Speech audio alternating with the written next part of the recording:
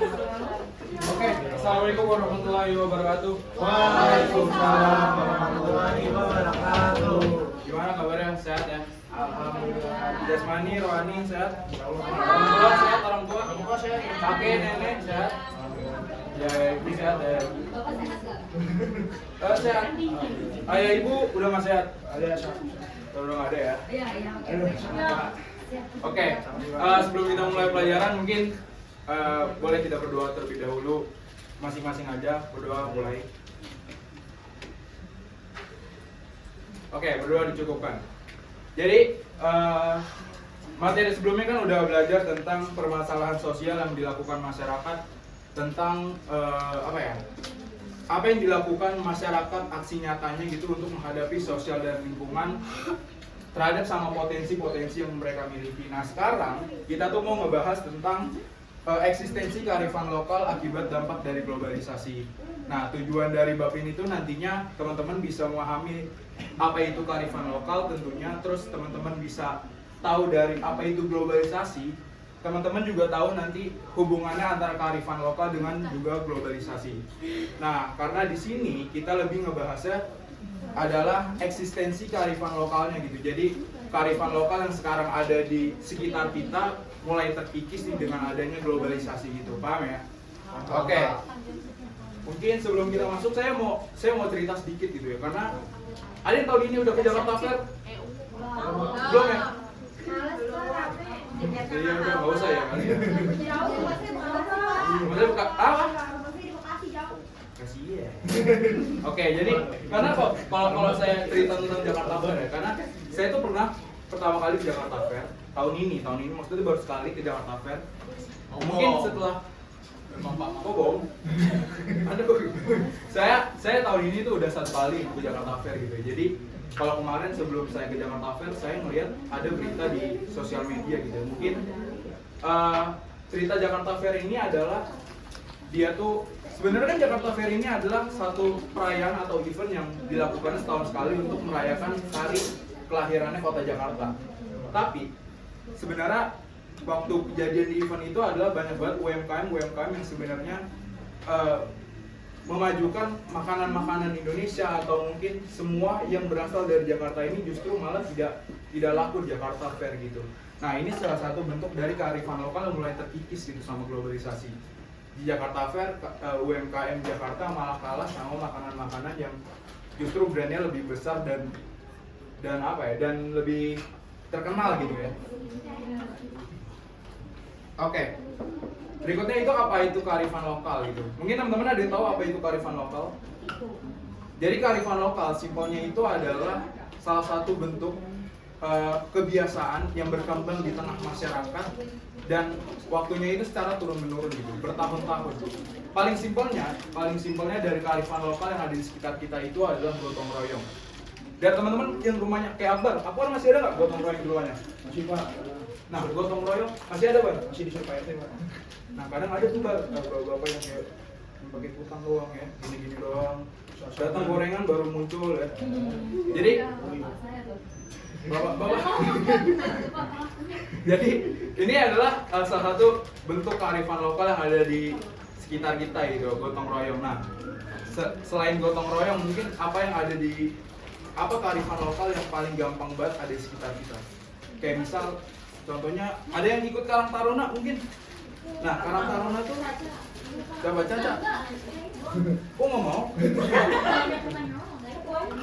Nah, jadi Karang Taruna ini salah satu bentuk kearifan lokal gitu. Jadi itu kan bentuk kita sebagai warga negara Indonesia menghargai para pahlawan kita gitu untuk merayakan hari kemerdekaan kita, karena negara-negara luar itu nggak ada yang kayak Indonesia dan itu adalah salah satu bentuk kearifan lokal kita gitu. Oke, next globalisasi.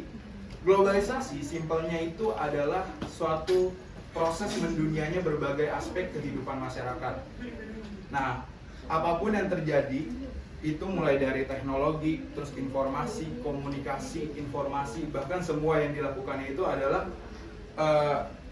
salah satu bentuk dari globalisasi gitu, kemajuan globalisasi. Paling gampangnya globalisasi itu adalah mungkin pasti semuanya punya handphone kan. Nah, handphone itu adalah salah satu bentuk globalisasi gitu. Karena dulu kalau kita mau cari informasi itu entah itu dari majalah atau mungkin dari koran ya gitu.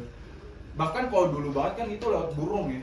Nah, itu kan sekarang kita hanya pakai handphone gitu. Kita bisa cari informasi banyak gitu dari handphone ini. Nah, itu salah satu bentuk globalisasi. Next adalah hubungan globalisasi dengan kearifan lokal. Tadi kan udah dijelasin tentang kearifan lokalnya sendiri dan juga tentang globalisasinya. Nah, sekarang adalah hubungan globalisasi dengan kearifan lokalnya gitu. Karena kearifan lokal yang sekarang kita lihat tadi itu kayak misal gotong royong, terus Karang Taruna gitu. Bahkan tadi ada beberapa yang jawab kalau misal Karang Taruna tuh udah nggak ada, gotong royong tuh udah nggak ada gitu. Nah, itu karena globalisasi. Nah, hubungannya itu mengakibatkan ada dua dampak, yaitu ada dampak positifnya dan juga dampak negatifnya. Tentunya dampak positifnya yang pertama itu mempermudah promosi budaya lokal. Kalau misalkan kita antara hubungan globalisasi dengan kearifan lokal ini. Kalau misalkan kita punya kita punya bisnis batik deh gitu. Kan batik itu berasal dari Indonesia. Nah, ini dengan kita adanya globalisasi, dengan kita punya handphone gitu, kita bisa promosiin batik ini secara meluas. Nah, kemudian dampak positifnya adalah meningkatkan sektor pariwisata. Banyak banget gitu. Kayak misal contoh Bali deh. Bali itu kan terkenal banget sama negara-negara luar ya. Tapi kalau ada dampak positifnya, tentu ada dampak negatifnya gitu. Akhirnya karena Bali banyak banget dikenal sama negara-negara luar, pada akhirnya banyak banget warga negara asing yang akhirnya buka bisnis di Bali. Sedangkan orang-orang yang emang aslinya orang Bali itu malah jadi kalah gitu bisnisnya. Dan itu adalah salah satu bentuk globalisasi. Oke, berikutnya adalah dampak hilangnya kearifan lokal. Jadi ada 4 dampak, yaitu ada di bidang sosial, bidang budaya, bidang lingkungan, dan juga bidang ekonomi. Kalau misal di bidang sosial, tadi di awal kita ngebahas gotong royong dan juga Karang Taruna ya. Nah, kalau di bidang sosial ini banyak banget kita akhirnya, kalau dulu kita misalnya ada kerusakan barang di rumah, kita tuh cari tahu nih siapa yang bisa ngebenerin barangnya gitu. Pada zaman dulu ya, kita cari ke tetangga, mungkin bisa nggak ya minta tolong bantuin buat benerin barang ini gitu. Sedangkan kalau sekarang kita tuh udah bisa cari informasinya sendiri di internet, gimana caranya ngebenerin barang ini gitu. Ini salah satu bentuk dampak hilangnya kearifan lokal. Nah, dengan itu, karena sebenarnya kan dari gotong royong ini adalah kita kebersamaannya gitu. Kita akhirnya saling membutuhkan dengan sesatu sesama. Yang akhirnya kearifan lokal itu terjaga seharusnya. Karena dengan globalisasi, dengan kita bisa cari informasi sendiri, itu malah jadi kita putus komunikasi dengan orang-orang di sekitar kita. Itu salah satu bentuk dampak hilangnya kearifan lokal di bidang sosial. Berikutnya itu ada di bidang budaya. Bidang budaya misalkan kita, negara Indonesia itu punya banyak banget bahasa daerah. Jadi kalau misalnya teman-teman yang orang Jawa itu bisa bahasa Jawa gitu seharusnya. Tapi karena kita adanya globalisasi, kita malah justru lebih menarik untuk mempelajari bahasa-bahasa negara asing gitu.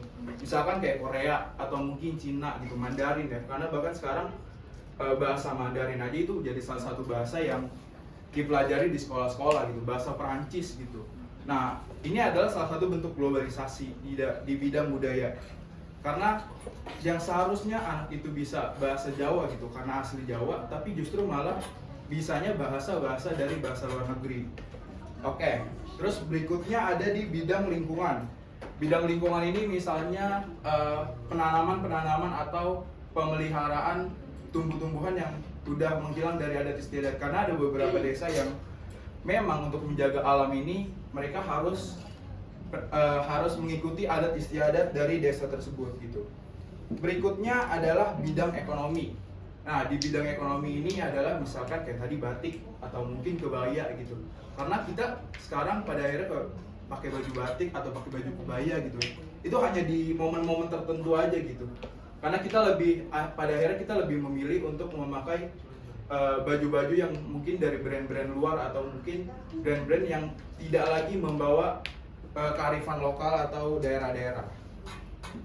Nah, gimana upaya kita ngelestariin kearifan lokal ini di era globalisasi? Yang pertama itu adalah menanamkan pendidikan budaya di sejak dini gitu. Kalau dulu teman-teman mungkin ngalamin juga kali ya. Kalau dulu tuh ada namanya pelajaran PLBJ. Siapa yang ngalamin PLBJ? Nah, PLBJ itu kan salah satu bentuk kearifan lokal gitu. Kita ngejaga budaya Jakarta karena kita sekolah di Jakarta, akhirnya itu kita belajar PLBJ. Tapi pertanyaan saya, kalau misalnya di Jawa Barat tuh ada pelajaran Jawa Barat juga nggak ya? Ada. Itu apa nama pelajaran? Mulok, Pak. Apa? Mulok, muatan lokal. Oh, muatan lokal. Itu berarti belajar bahasa Sunda gitu-gitu. Oh.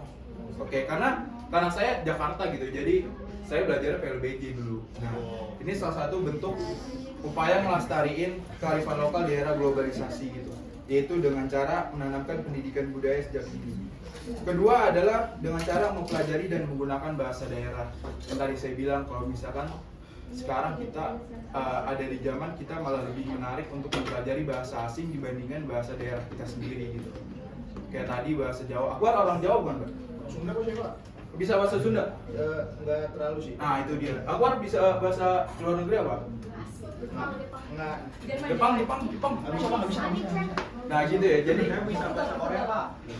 bisa bahasa Korea. Jangan sama Min doang, sebelum main bola. Nah, jadi itu adalah salah satu kenapa kita harus mempelajari atau gunain bahasa daerah gitu, karena biar bahasa-bahasa, karena Indonesia tuh punya banyak banget bahasa gitu. Jadi kalau misalnya kita tidak melestarikannya, malah itu terkikis sama bahasa-bahasa yang mungkin dari luar negeri gitu. Berikutnya adalah ngikutin kegiatan adat dan budaya.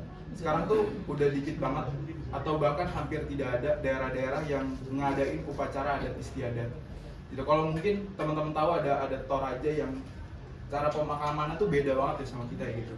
Dan itu adalah kita hanya bisa ngeliat itu ya di sana gitu. Sedangkan kalau di sekitar kita tuh mungkin karena kita tinggal di kota ya, jadi itu udah dikit banget lah untuk bisa kita lihat.